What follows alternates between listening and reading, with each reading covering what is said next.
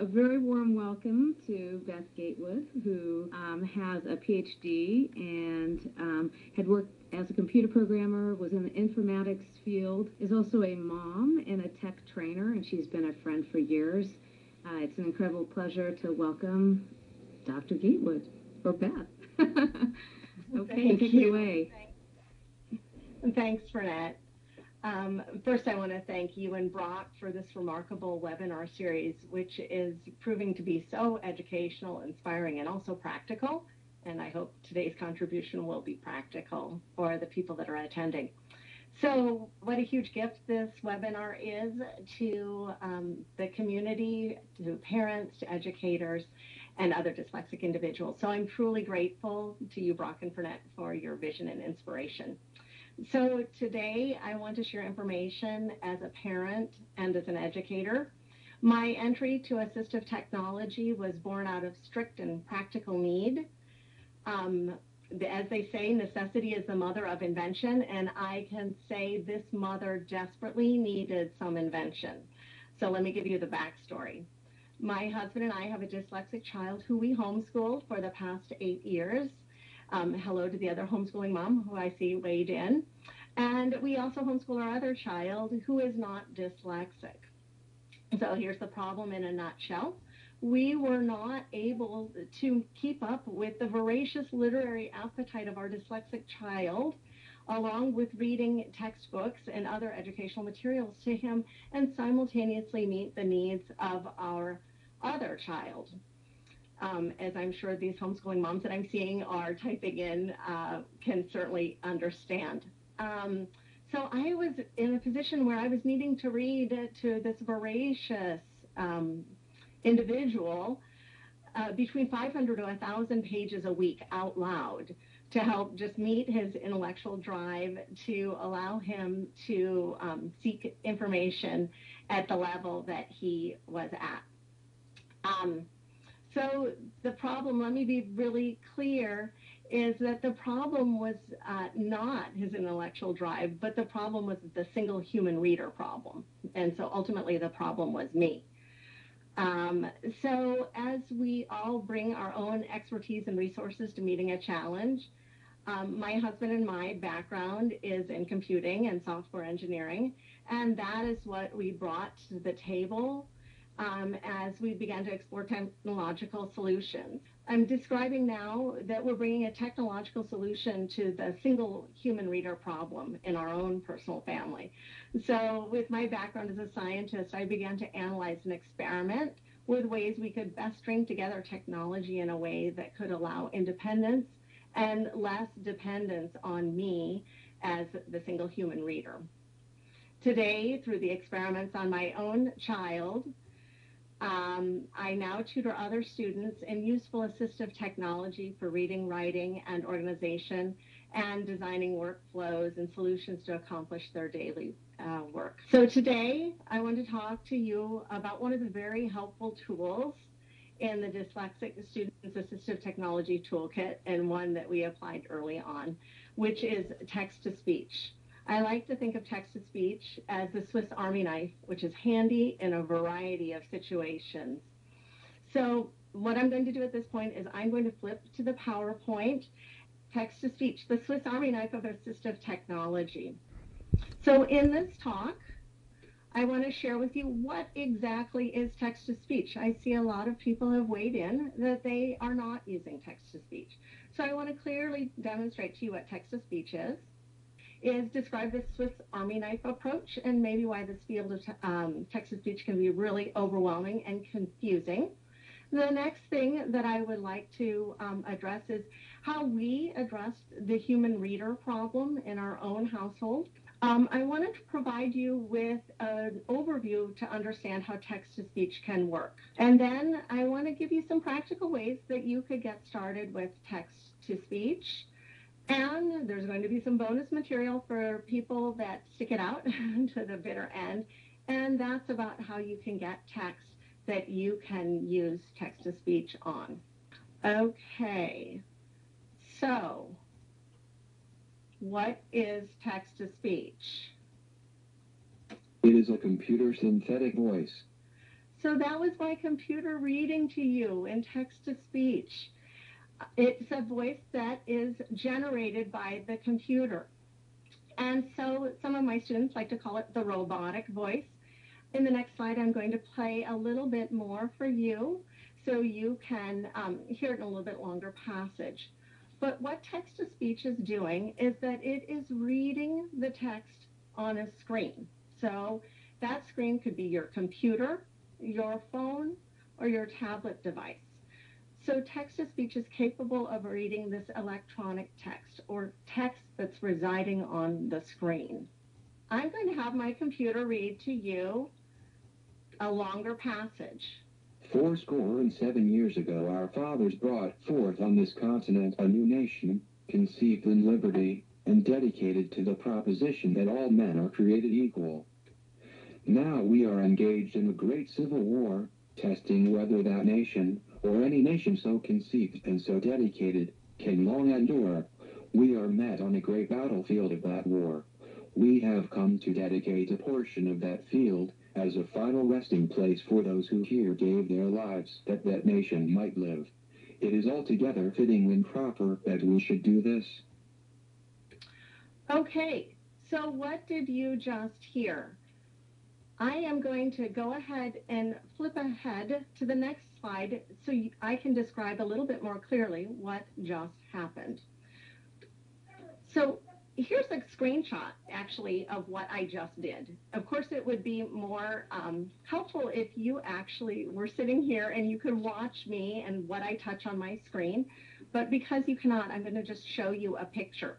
So what I just did is I took that passage from the Gettysburg Address, I highlighted it, which is why it's pale blue, and I selected speech, and I selected start speaking. And when I did that, that's exactly what you heard, the computer speaking to you. I'm going to go backwards. So this is the built-in voice of Alex on my Mac desktop computer. I can modulate this voice. I can make him read faster. I can make him read slower. And if I don't want a male voice, I can switch out to a female voice. Text-to-speech is not just with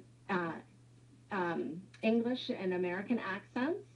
If you want to play with different accents, what you can do is you can go to the Acapella website that I have linked right here, and you can use their demo window, and you can select various accents. So what I've done is I've just plugged in the upper part of the Gettysburg Address, and I'm going to have it read to you by Lucy with a British accent. 7 years ago, our fathers brought forth on this continent a new nation, conceived in liberty and dedicated to the proposition that all men are created equal.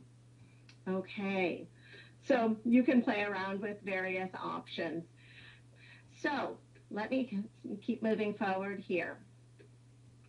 Okay, I will explain at the end, and also how I did this, just as a quick heads up, is actually in that file of quick, simple, and free ways to get started. Okay, so the next part of my talk, sorry, I bumped it ahead quickly. The next part of my talk is I want to talk about this Swiss Army knife approach. So when I talk about the Swiss Army knife, what I'm referring to is that, like a Swiss Army knife, text-to-speech is valuable in a variety of situations. Excuse me, we use text-to-speech right now to have magazines read, textbooks read, books, Word documents, web pages, and PDF. So like the Swiss Army knife, there's the can opener and the scissors, the knife that you're going to use in the appropriate situation. So text-to-speech can be used on a variety of these file formats, such as HTML, Word docx, which is another file format. Okay, so I want to just briefly touch on how we address the single human reader problem in our own family. And I'm going to show you the exact solutions in a slide at the very end, once you have a little bit greater understanding of the ways that text-to-speech can be accessed. But needless to say, we did not use a single text-to-speech solution.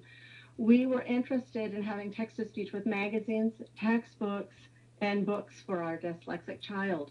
We also wanted text-to-speech to be available so they could hear their own writing read back to them, which is an incredibly useful proofreading tool.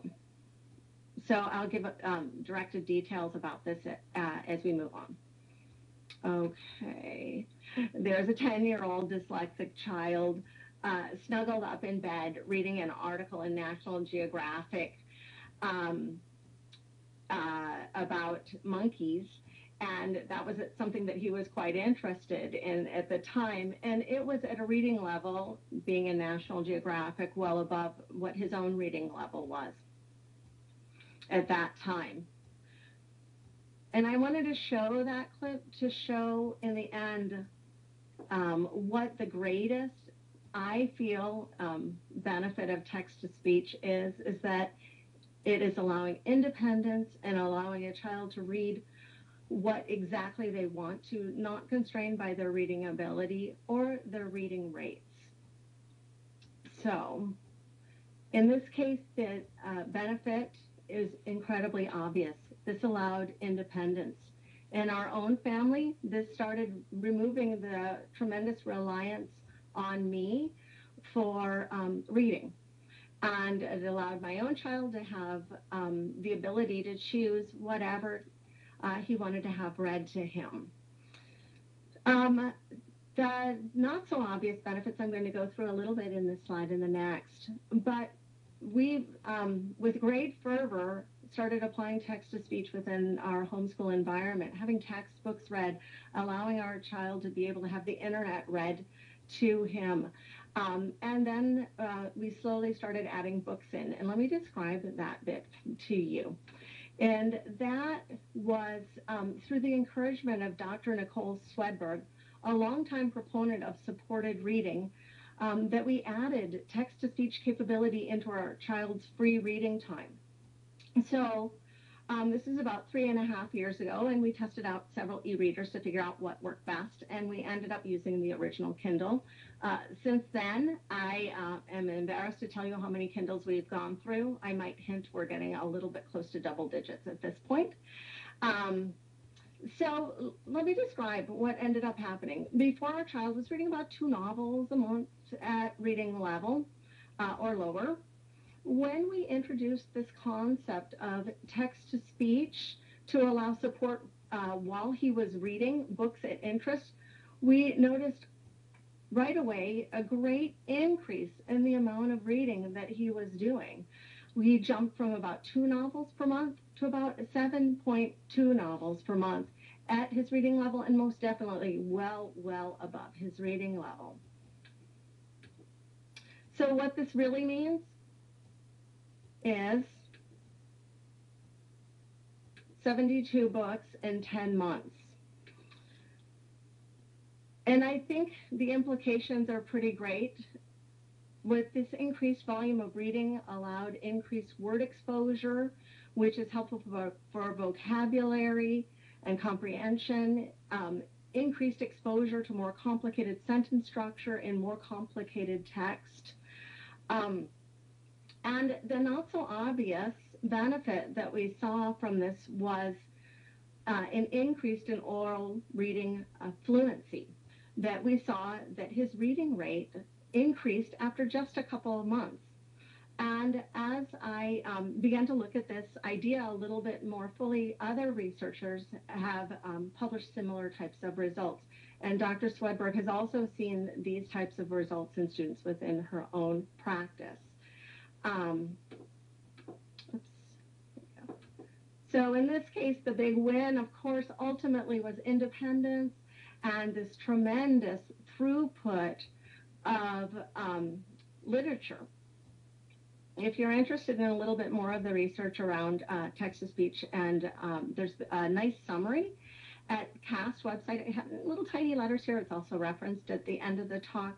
But researchers have seen Similar increases in fluency, enhanced reading rate, increases in comprehension when students use text-to-speech, to summarize a little bit of what is within the field right now. Okay, so now we're slowly getting into the nitty-gritty of understanding how text-to-speech works.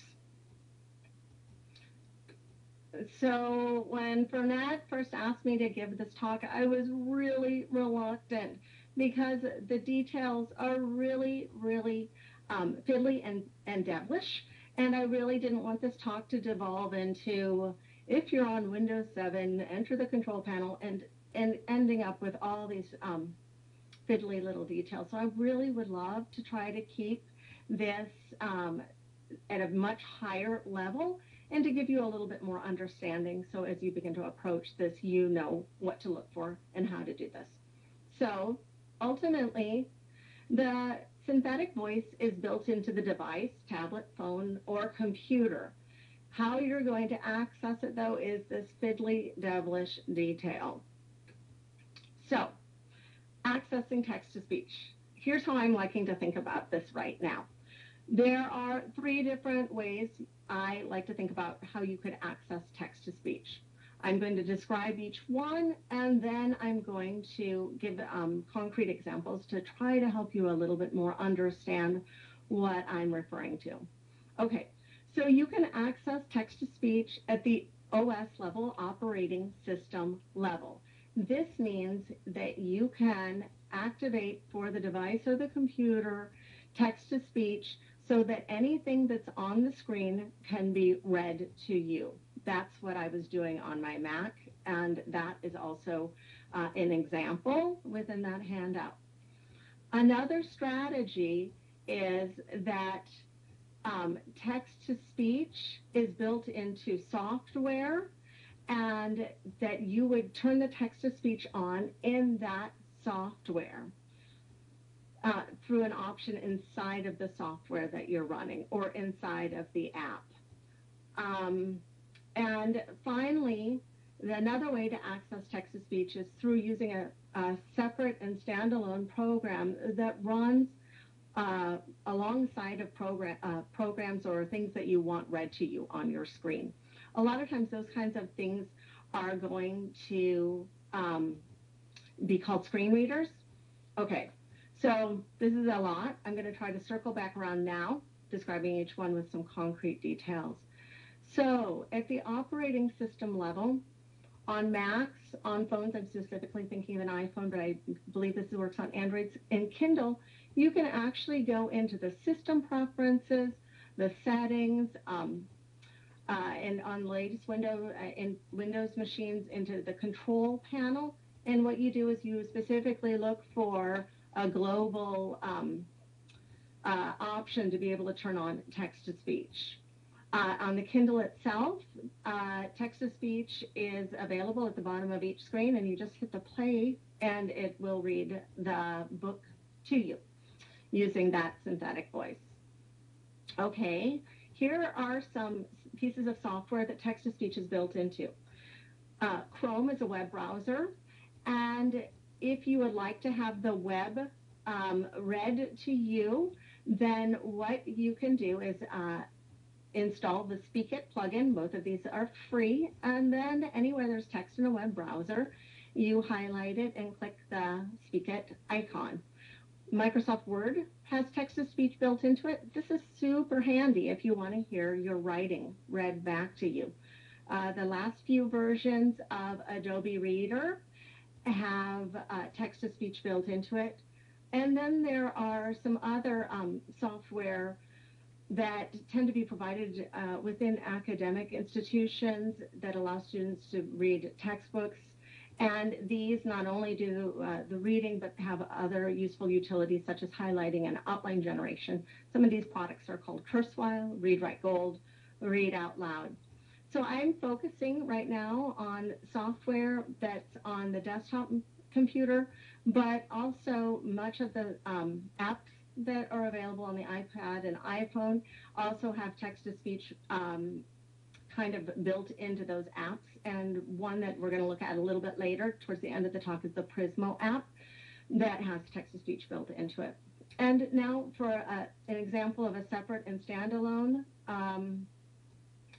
piece of software is the Free Natural Reader. And how Free Natural Reader works is that you launch the Free Natural Reader program, and then what you would do is that then you would launch anything else that you want read, whether it's the web, Word, PDF, and you would highlight it and then go back over to the Free Natural Reader and click the play button. In the handout, I've provided ways that you can turn on text-to-speech at the operating system, specifically on a Mac.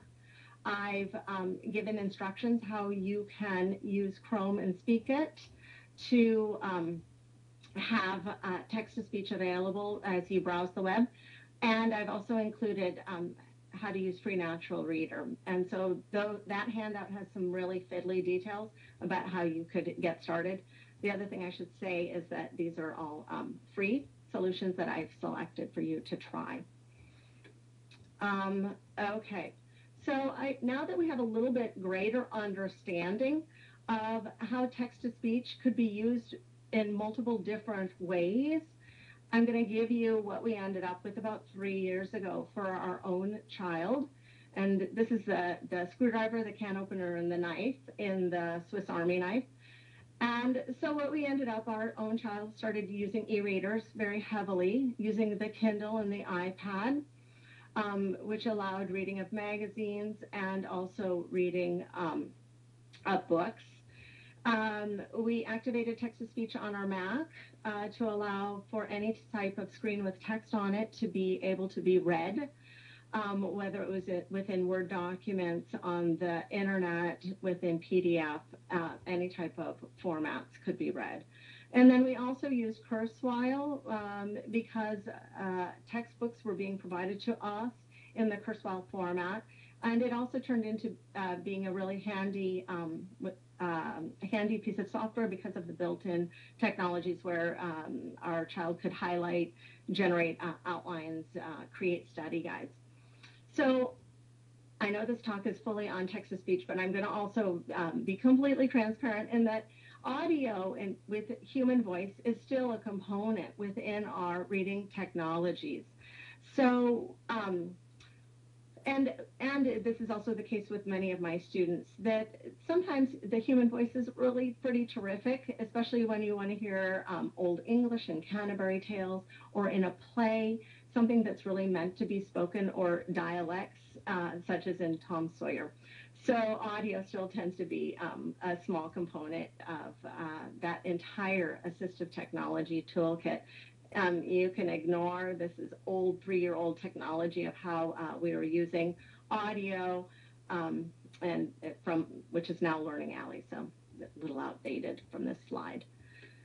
Okay, so as I mentioned, I want to give you some ideas about how you can get started with text-to-speach. As I said, I sent out a handout, and Fernette, before we began the talk, was explaining that she would send it out to people along with the broadcast, and she will link it from, she's going to link it from the YouTube website. So first, let me just talk a little bit broadly. So when I suggest getting started, I would suggest that you want to go ahead and investigate what you already have. So the ways that I've suggested getting started all involve getting text-to-speech working on your computer. And I chose that because I know you're joining me most likely on your computer. And so you can try some of the methods from the handout. I'll speak more specifically about those on the next slide. But I'm going to share with you, I guess these are my pro tips. This is what I do. I actually search around and watch YouTube videos to see how other people get text-to-speech working and what they're doing, and see if I can learn anything from them. The other strategy I use is I search the web. So here, for example, is a search string that I used when I wanted to figure out how to turn on text-to-speech in Microsoft Word. I searched Enable Text-to-Speech Word 2013. And I'm leaving that text string up here just so you guys can see how you could actually search the internet. Sometimes I indicate what operating system I'm running, whether it's a Mac or Windows machine. Other thoughts about getting started is decide what you really want to read. What's your most pressing issue? Is it books? Is it textbooks? And this may give you a little bit of guidance about where to get started. If it's books, maybe just a Kindle device would be sufficient. And that would be one place to get started. You can also think about where you want to read. If most of the reading needs to occur on the computer, then there's lots of text-to-speech options that you have available on the computer. You may want portability, and that actually may affect what your choices that you make, whether you're going to try to activate text-to-speech on an iPad device or whether you want to use a laptop. But ultimately, my advice is just to try one thing. Try one thing and get started. This has always been the strategy that my husband and I have used, is that we're not looking for perfection. What we're looking for is just one single way to get started. And what our strategy is we tend to go free or as close to free as we can and see if we're kind of moving in the right direction. And then we refine from there. So, because I would love for you to try to give text-to-speech a try, here are some thoughts for you. If you're on a Windows machine, Chrome plus the plugin Speak It will allow for the web to be read to you. You can also utilize the free Natural Reader, which is a screen reader that's a standalone reader. And if you're on a Mac, you can turn on the system preferences. And finally, you could also consider a Kindle or an iPad, which have text-to-speech built in at the OS level. Again, you can refer to the handout for these very fiddly details with little pictures of what you need to use to get that started. Okay, and so one of the things I really wanted to mention is, and maybe is a question that's starting to come up a little bit, and that is that how to obtain text that you can use with text-to-speech. So I would really like to mention Bookshare.org in this forum. Bookshare.org is a tremendous repository of electronic text of all varying levels and varying types, from newspapers to textbooks, from fiction to nonfiction, for elementary school students up through college and graduate students. And Bookshare.org is freely available for individual students with print disabilities. And it's been made available from a grant through the U.S. Department of Education. And I highly recommend that you check this resource out. Along with your membership to Bookshare, you get a piece of software called Read Out Loud that you can have these texts read to you. As I said, this is a really helpful resource for school also. Okay. So here's the bonus material. More additional information about getting text that you can use text-to-speech. So, and this is exactly what happens when you end up making all of your slides on a Sunday evening, and then you end up chatting with Fernette in this webinar room, and she twists your arm. So, bonus. Here's a strategy for you guys. So, bookscan.us. So, here's a story for you. A friend of mine, daughter, was beginning 6th grade, and the history textbook was not easily and quickly available through Bookshare. So what this resourceful mother did is that she took the book itself, she sent it away to bookscan.us, and Bookscan scanned it and converted it into a format that could be used with text-to-speech. And what this is called, the technical term is optical character recognition, or OCR. This textbook that had been scanned in was made then available back to the mom, She downloaded it and put it onto an iPad mini, and then this 6th grader was able to take this textbook back and forth to school, having the ability to listen through text-to-speech of any of the book that she needed. So there's one idea for you. Here's the one that Fernette loved, and I see that she has even broadcasted, so I am glad that I made this slide. And this is using the Prizmo app. And this Prizmo app is on my phone. And so how this Prizmo app works is that you will take a picture of text that you want read. The app then converts this picture through optical character recognition into a format that's readable on the phone, and built into that software is a text-to-speech voice, and then you can have that picture that you just took read to you. Now, I think that this is pretty useful for word problems in math, for filling out forms, or any of those last-minute assignments that you cannot immediately get electronic text. And because I was a kind mother, I actually found myself in a similar situation last year, and I ended up having to quickly snap photos of a textbook that we didn't have available electronically. So it would be great if you were all sitting next to me and I could just demonstrate quickly on my phone what's happening. But again, I'm going to have to use pictures to try to go ahead and show you how this works. So this is a demonstration through pictures of the Prizmo app. So I grabbed an algebra textbook, and I flipped to a page that had an awful lot of word problems in them. And here's the example of the page with word problems.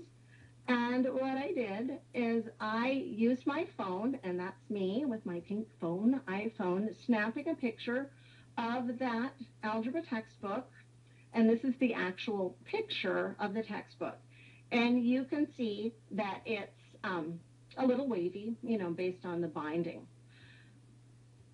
So then what I did was that after I took the picture with the Prizmo, I then, and why I'm pausing is I'm trying to fire this up on my phone at the same time.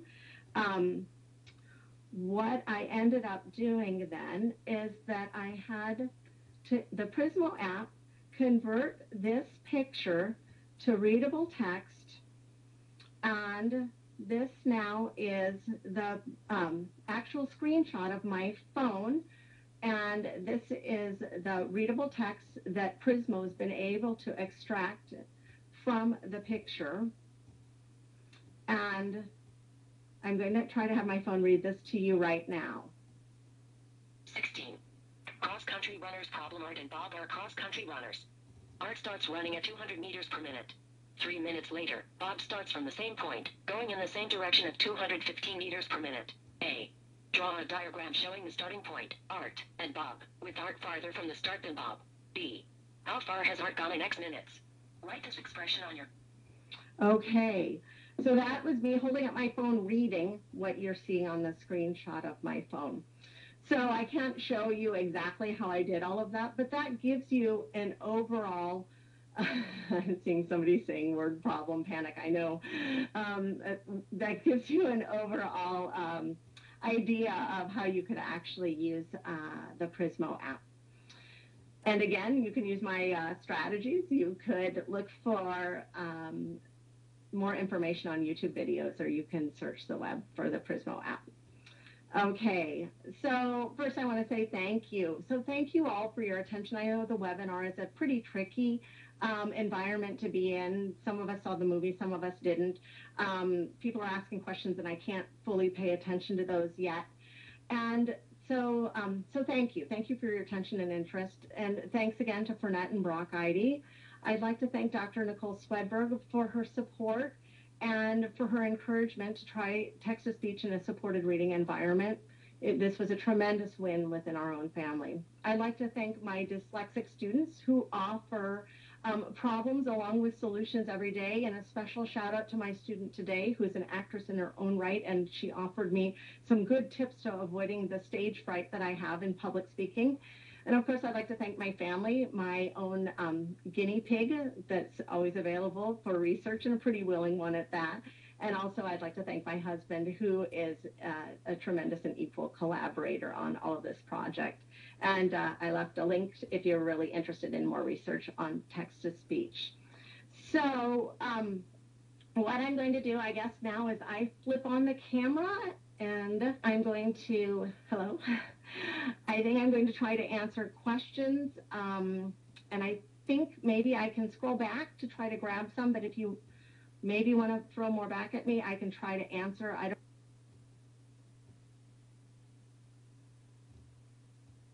Does Prizmo work in the iPad in a similar manner? I haven't had as great of luck on the iPad because the camera isn't as great as the camera that's on my iPhone. So I've had the best luck with my iPhone. I've had okay luck with the iPad. With the new iPad that's coming out in November, I am imagining much better luck because that's a better camera. Yes, co-writer is awesome for writing. What we tend to use in our house is we like to just turn on text-to-speech for editing and to be able to hear what has been read to us. Somebody is asking me, what do I think about the whisper sync? So are you asking me about the Kindle and using the Kindle with the audio? I love it. I love it, love it, love it. Unfortunately, there are not that many books available yet that have the linked human reader audio. But yes, I love it. I love using it for myself too. I'd like to know what other apps will convert. Ooh, this is tricky to actually, this is really tricky. Hang on, I'm going to try to, the questions keep making this move. I don't know how to answer. Yes, I'm having a hard time. You can scroll the questions. I know. You can scroll the questions with a silver tab. Okay, when I try to do that and somebody types that in, it makes it move. Okay, can you tell them to hold for a minute so you can read it? Oh, okay. Thank you. Thanks for not saving me. Can you guys hold your question for just 1 minute? I'm going to try to answer Sophia's question. She teaches 7th grade and would like to know what other apps will convert pictures to readable text. I would like to help my students become more independent with homework handouts. Yay, Sophia. I love that idea. So I pretty much just use the Prizmo app on my phone. There are a few other apps. Another thought for you is that you can, I don't know if you yourself are making the handouts, but if you make your handouts in Word, Microsoft Word, you can have the handouts read on the computer just through the Word file, or you could also, I don't know what operating system your school is using, whether it's a Mac or not, you could just, you can turn on text-to-speech on your Mac and then have anything that's on the computer screen read to your students. So that would be one possibility for you. Something at my own child's high school is that the copier will make PDF copies, and then I have ended up buying into a service, which was $25 a year through Adobe, that I can take that picture and I just upload it to Adobe. It does the optical character recognition, and then I have a document that I can now use text-to-speech on. So that would be another strategy, depending on if your copier machine at school works. Okay, so I'm sorry, you guys, I feel very ineffective trying to scroll through what's going on here. Sarah is asking me a question. Some children think that text-to-speech is not cool. Do you have advice for text-to-speech to make it cool? Yeah, I hate to say it. I've seen a little bit of this. I think some of the ways that make text-to-speech cool is having cool devices to run it on, which has kind of been my own strategy, is that I like to arm kids with devices that are cool, iPads, iPhones, and allow them to use it. And, honestly, if they put the earbuds in, nobody needs to even know that they're listening to text. Mary Jo is asking me, Kindle versus an iPad. Oh, that is a huge, huge question. I'm going to answer it in a really vague way. It really depends on exactly what you want to do and what your biggest goals are. I think a Kindle is incredibly easy to read, easy to use, even for younger kids, because you just hit that play button, and as the page turns, Kindle turns the page, and it keeps reading. It's easy to track with. So I really do love that Kindle reading voice. But an iPad might be another consideration. Could be maybe you want that iPad to be used in multiple different ways. Maybe you want, and I see somebody suggested Learning Ally, maybe you want the child to be able to have Learning Ally text read to them with a human voice. Maybe you want the iPad to be able to type at school. I think it just depends on exactly which problem you're trying to solve. I love the text-to-speech on iPad. So with Prizmo, do you have to have the flash in order for it to pick up the text? No. That actual picture of the math textbook, I did not have the flash on, and that's my kitchen table. I was just snapping right there in 5 o'clock Seattle light, so not incredibly bright light. Bookshare reading speed max is 260. Is there something faster? I don't know about how to get that reading speed even higher. I guess you're asking about the Bookshare app.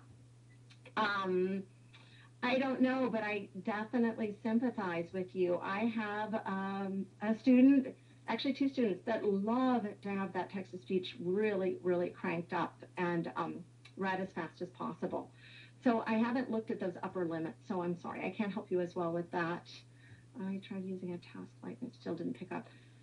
Valerie, are you asking maybe about Prizmo? And again, that could be a function of the camera. Okay. Ooh, this is useful. Learning Ally is creating supported text for younger readers. So that looks great.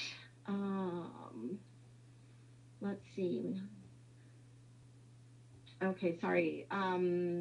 What would I recommend, an iPad or a laptop? This is actually a big, big piece that right now I'm going to say that we are definitely in the midst of that experiment. By and large, I've really just liked sending Mactop Airs into school with kids, which I know a lot of people will gasp both at the cost and how fragile they seem.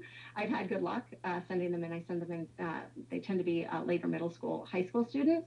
However, in our own family right now, we actually are testing out sending an iPad in.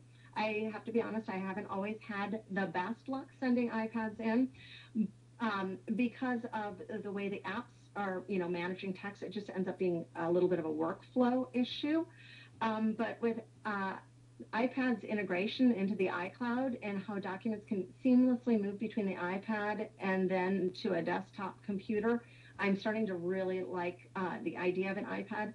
I'm not convinced still at this second that an iPad is fully going to replace a desktop computer, especially in the need of a little bit more full-fledged word processing, but I could be wrong on this one. So again, full experiment in the works right now. MacBook for dictation or writing? Sure, absolutely. You can do that on the MacBook. Oh, hi, Nicole Bingay. What about an Android tablet? Is good for iOS for this kind of learning? Yes. The Android, actually one of my student's dad is dyslexic, and he thinks the Android tablet is a better option because a lot of the apps and a lot of the native built-in text-to-speech. So, yeah, I think an Android tablet could be great. This will work great with it. Yes, this will all work very well with the new iPad Air, and Lori, I'm waiting for that. Just like you are, I'm very excited. We use Android platform very easy. Yep. Thanks, that's great information. Super helpful. Okay. What's the name of the Adobe service that you use to upload PDFs and to convert to OCR? Okay, so I will have to actually post a link for that because I can't think offhand exactly what we did. But it's a subscription service, and it's plugged right into the Adobe Reader. So it's pretty nifty how that works. but you just upload them through Adobe Reader. And, a couple minutes later, they've been converted into readable format. Someone asked earlier about the best version of Kindle and also whether you can adjust the speed. I like the latest version of the Kindle Fire. The voice is really, really, really good. Yes, you can adjust the speed on that Kindle Fire. You can slow it up or speed it down. You don't have as much leeway on adjusting the speed, but yes, you can. Is Voice Stream Reader the same as text-to-speech for iPad? Yes, yes. The Voice Stream Reader is an app that's available on your iPad that can read. And I'm blanking a little bit exactly how that works. A source for books. Okay, somebody's asking a source for books other than the public library. I, again, had mentioned Bookshare.org. These books, if you have a certified print disability and you're a student, are available for free. This actually has been our greatest source of books to have been read on the Kindle. And we actually load those books from Bookshare onto the Kindle through a lot of technological hoops and tricks. So Learning Ally, yes, Learning Ally is another really, really great resource, and it's a resource that has human readers reading texts. Best way to access classroom handouts. Well, the best way is to actually have them provided to you PDF, and that you can just use the computer to read them to you. But, that's a kind of a technical and tricky thing. As I said, my son's school will, they copy the handouts, and then I send them through this Adobe service that will take those PDFs and then do optical character recognition, and then we can just have our Mac read them to us. Yes, Bookshare can work on a Kindle. Bookshare is electronic text. You just have to go and sorry, I'm getting distracted by how quickly these questions move. So I'm sorry, I totally lost that question. Sorry. Let me go backwards here. Okay, can you guys hold off on a question? So hopefully I can try to keep this in my head a little bit longer. Google Documents, okay. Okay, somebody's asking me, did we buy all those Kindle books? Nope, we got them through Bookshare and put them onto the Kindle. Let's see.